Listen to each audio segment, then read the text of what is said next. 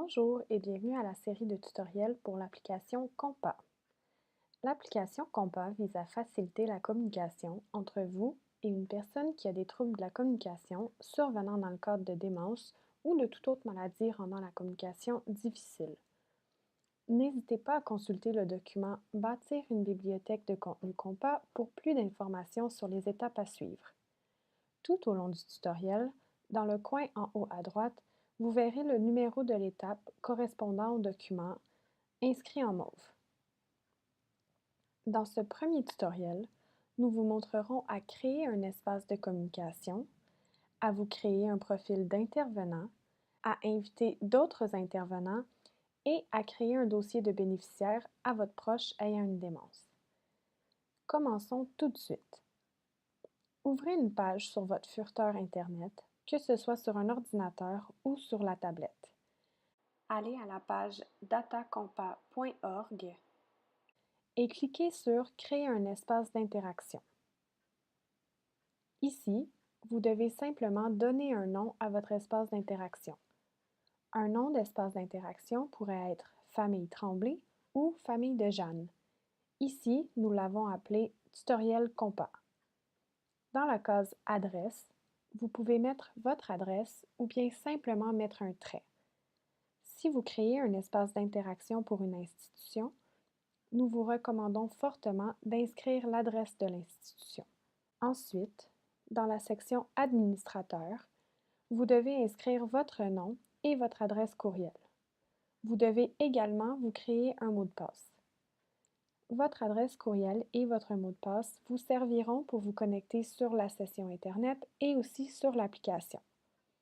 Lorsque vous cliquerez sur Sauvegarde, le système vous enverra un courriel de validation contenant le lien. Ce lien vous permettra d'activer votre compte. Le lien sert à valider votre adresse courriel. Maintenant que votre compte d'utilisateur ainsi que votre espace d'interaction ont été créés, cliquez sur Continuer l'inscription de votre espace d'interaction. Nous allons finaliser sa configuration.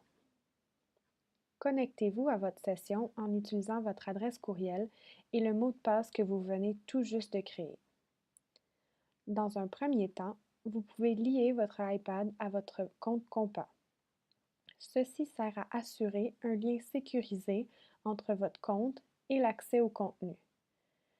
Ouvrez l'application sur votre iPad et vous verrez en bas à droite une longue série de chiffres et de lettres. Veuillez la retranscrire en respectant les lettres et les tirets.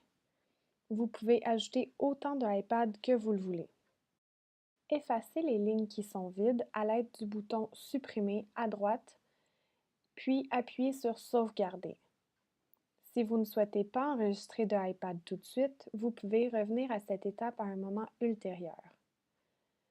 Lorsque le carré autour de la série de lettres et de chiffres devient vert et que le bouton indique Enregistrement des iPads, c'est fait.